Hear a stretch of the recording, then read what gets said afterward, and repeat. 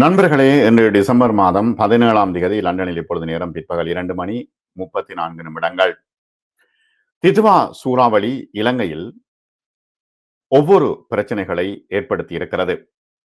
ஒரு பக்கம் மக்கள் பசியால் பட்டினியால் கஷ்டப்படுகின்றார்கள். இன்னும் பல பில்லியன் ரூபீஸ் தேவைப்படுகிறது இலங்கையினுடைய அபிவிருத்திக்காக.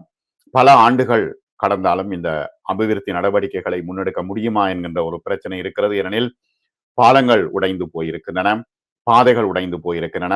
இந்தியா உதவி செய்கிறது, சீனா உதவி செய்கிறது, அமெரிக்கா உதவி செய்கிறது. இவ்வாறான சூழ்நிலையில் தற்பொழுது புதிய பிரச்சனை ஒன்றை கூறுகின்றார்கள். திதுவா சூறாவளியினுடைய இந்த அனர்த்தத்தை தொடர்ந்து குழந்தைகள் கடத்தல் மற்றும் சுரண்டலுக்கான சில அதிகரித்த முயற்சிகள் குறித்து பெண்கள் மற்றும் குழந்தைகள் விவகார அமைச்சகம் எச்சரித்ததாக செய்திகள் தெரிவிக்கின்றன. பேரழிவுகளால் சில குழந்தைகள் பாதிக்கப்பட்டிருக்கின்றார்கள். சிலர் பெற்றோர்களில் ஒருவரையோ அல்லது இருவரையோ இழந்துள்ளதாகவும் தெரிவிக்கப்பட்டிருக்கிறது. பாதிக்கப்பட்ட குழந்தைகள் தொடர்பான சரியான எண்ணிக்கையை ஓரிரு நாட்களில் வெளியிட அமைச்சகம் திட்டமிட்டிருக்கிறது.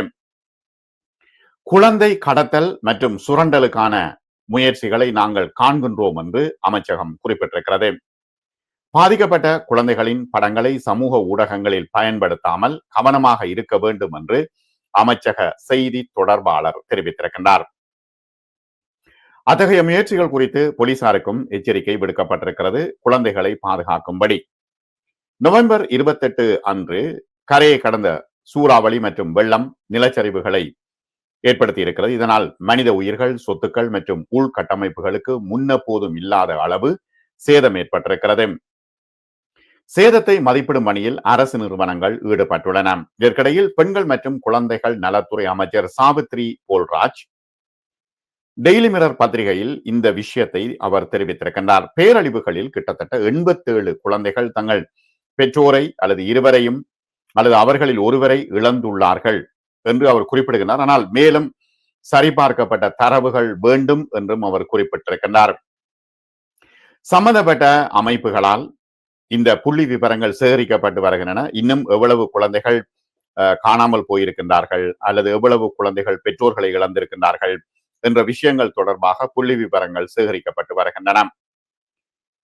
இலங்கையை தாக்கிய திதுவா சூறாவளியால் வெள்ளம் பாதித்த பகுதிகளில் 2.3 மில்லியன் மக்கள், அவர்களில் பாதிக்கப்பட்டவர்கள் அதிகமானவர்கள் பாதிக்கப்பட்டிருக்கின்றார்கள். பெண்கள் அதிகமாக பாதிக்கப்பட்டிருக்கின்றார்கள், சிறுவர்கள் பாதிக்கப்பட்டிருக்கின்றார்கள் என்று தெரிவிக்கப்பட்டிருக்கிறது. ஐக்கிய நாடுகள் சபையின் மேம்பாட்டு திட்டம் UNDP புதிய புவியியல் பகுப்பாய்வு சூறாவளியின் வெள்ளம் கிட்டத்தட்ட 1.1 மில்லியன் ஹெக்டர்களுக்கும் அதிகமான நிலங்களை பாதித்திருக்கிறது. நாட்டின் நிலப்பரப்பில், இலங்கையின் நிலப்பரப்பிலே கிட்டத்தட்ட 20% மூழ்கடித்திருக்கின்றன. வெள்ளம் மூழ்கடித்திருக்கிறது, வீடுகள் மூழ்கடிக்கப்பட்டிருக்கின்றன. உள்கட்டமைப்பு மற்றும் அத்தியாவசிய சேவைகளுக்கு குறிப்பிடத்தக்க சேதத்தை ஏற்படுத்தி இருக்கிறது. இலங்கை அரசாங்கத்தின் பேரிடர் தொடர்பான தரவுகளில் இருந்து பெறப்பட்ட இந்த பகுப்பாய்வு சூறாவளியின் தாக்கம் குறித்த நாடு தழுவிய இந்த பாதிப்பை விளங்கப்படுத்துகிறது. இது பல தசாப்தங்களில் இலங்கையை தாக்கிய மிக மோசமான வெள்ள பேரழிவுகளில் ஒன்றாக கருதப்படுகிறது. வெள்ளம் சூழ்ந்த பகுதிகளில் பாதிக்கும் மேற்பட்ட மக்கள் நிலையற்ற வருமானம், அதிக கடன் மற்றும் இந்த பேரழிவை சமாளிக்கும் திறன் இல்லாமை இருக்கின்றார்கள். பலர் பாதிப்புகளை ஏற்கனவே எதிர்கொண்ட வீடுகளிலே வசித்து வந்தார்கள். தற்பொழுது அவர்கள் அங்கிருந்து வெளியேறி இருக்கின்றார்கள்.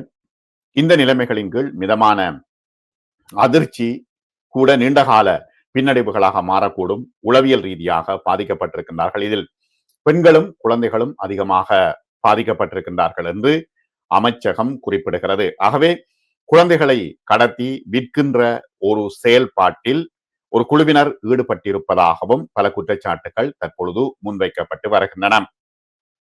இதே வேளையில் கடந்த 9 மாதங்களில் அடுத்த செய்தி 600க்கும் மேற்பட்ட HIV தொற்று இருப்பதாக தெரிவிக்கப்படுகிறது இலங்கையிலே.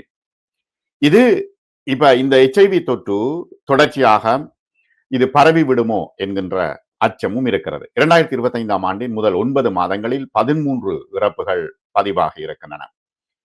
2025ஆம் ஆண்டில் பதிவான இந்த இறப்புகளில் இந்த தொற்றுகளில் ஆண் பெண் வீதம் 6க்கு 1 இருக்கிறது. இப்ப 6 ஆம்பளை என்றால் ஒரு பெண்ணுக்கு இருக்கிறது. 2024 ஆண்டின் இதே காலகட்டத்துடன் ஒப்பிடும் பொழுது 6% அதிகரிப்பு இருக்கிறது. ஆகவே இதை எவ்வாறு இல்லாமலாக்குவது? HIV மிகப்பெரிய ஒரு பிரச்சனையாக இலங்கையில் தற்பொழுது மாறி வருகிறது என்று தேசிய பாலியல் நோய் எய்ட்ஸ் கட்டுப்பாட்டு திட்டம் தெரிவிக்கிறது.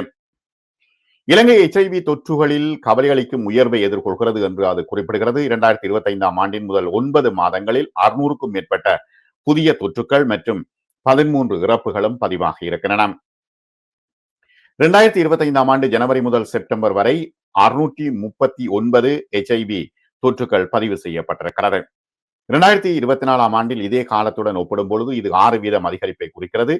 கிட்டத்தட்ட 605 தொற்றுக்கள் பதிவு செய்யப்பட்டிருக்கிறது. பாதிக்கப்பட்டவர்களில் 68 ஆண்களும் 3 பெண்களும் 15 தொடக்கம் 24 வயதுக்குள் உள்ளானவர்கள் இருக்கிறார்கள். மீதமுள்ளவர்கள் 25 வயதுக்கு மேற்பட்டவர்கள் என்று அமைச்சகம் குறிப்பிடுகிறது. 2025 ஆண்டில் பதிவான நோயாளிகளில் ஆண் பெண் விகிதம் 6க்கு 1 இருக்கிறது. மேலும் இந்த காலகட்டத்தில் 30 இறப்புகள் பதிவாகி இருக்கின்றன. இது அரசாங்கத்திற்கு மேலும் ஒரு தலைவலியாக மாறி இருக்கிறது.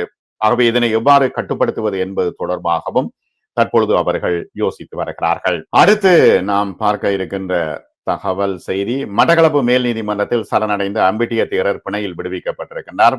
தமிழ் மக்களை வெட்டி கொள்ள வேண்டும் என கூறிய சம்பவம் தொடர்பாக நீதிமன்ற பிடிபிராந்து பிறப்பிக்கப்பட்ட அம்பிட்டிய சுமண ரத்ன தேரர் மட்டக்களப்பு மேல் நீதிமன்றத்தில் இன்று சரணடைந்ததை அடுத்து அவரை 1 லட்சம் ரூபாய் இருவர் கொண்ட ஆழ்பிணையில் செல்ல அனுமதித்து உத்தரவிட்டு 2026 ஆண்டு ஜனவரி மாதம் 20ஆம் தேதி வழக்கை நீதிபதி ஒத்திவைத்திருக்கின்றார். தேரர் 2023 ஆண்டு அக்டோபர் மாதம் 23ஆம் தேதி ஊடகங்களுக்கு அவர் வழங்கிய செவியின் பொழுது வடக்கில் உள்ள தமிழ் மக்களையும் தெற்கில் உள்ள தமிழ் மக்களையும் வெட்டி கொள்ள வேண்டும் என்று தெரிவித்திருந்தார். இவர் தெரிவித்த இந்த வன்முறையான கருத்துக்கு எதிராக சிவில் மற்றும் அரசியல் தொடர்பான சர்வதேச உடன்படிக்கையின் கீழ் உள்ள சட்டத்தின் அடிப்படையில் மட்டக்களப்பு நீதவான் நீதிமன்றத்தில் வழக்கு தாக்கல் செய்யப்பட்டிருந்தது. வழக்கு விசாரணைக்கு நீதிமன்றத்தில் தொடர்ந்து ஆஜராகாத நிலையில் அவரை கைது செய்யுமாறு கடந்த 15ஆம் தேதி மட்டக்களப்பு நீதவான் நீதிமன்றம் பிடிபிராந்து பிறப்பித்து வெளிநாட்டு பயண தடையையும் விதித்தது. இதையடுத்து தேரருக்கு மட்டக்களப்பு மேல் நீதிமன்றம் பிடிபிராந்து வழங்கியதை அடுத்து இன்று 3 சிரேஷ்ட சட்டத்தரணிகளுடன் முன்னகர்வு பத்திரம் ஊடாக மட்டக்களப்பு மேல் நீதிமன்றத்தில் நீதிபதி TJ பிரபாகரன் முன்னிலையில் சரணடைந்ததை அடுத்து தேரரை 1 லட்சம் ரூபாய் கொண்ட இருவர் கொண்ட சரீர பிணையில் செல்ல அனுமதித்திருக்கின்றார் நீதிபதி. எதிர்வரும் 2026 ஆண்டு ஜனவரி மாதம் 20ஆம் தேதிக்கு வழக்கு ஒத்திவைக்கப்பட்டிருக்கிறது. இதேவேளை பௌத்த தேரர்கள் மற்றும் பொதுமக்கள் உட்பட 50 பேர் கொண்ட பெரும் கூட்டத்தோடு நீதிமன்றத்திற்கு இன்று அம்பிட்டிய சுமணரத்ன தேரர் வருகை தந்திருந்தார்.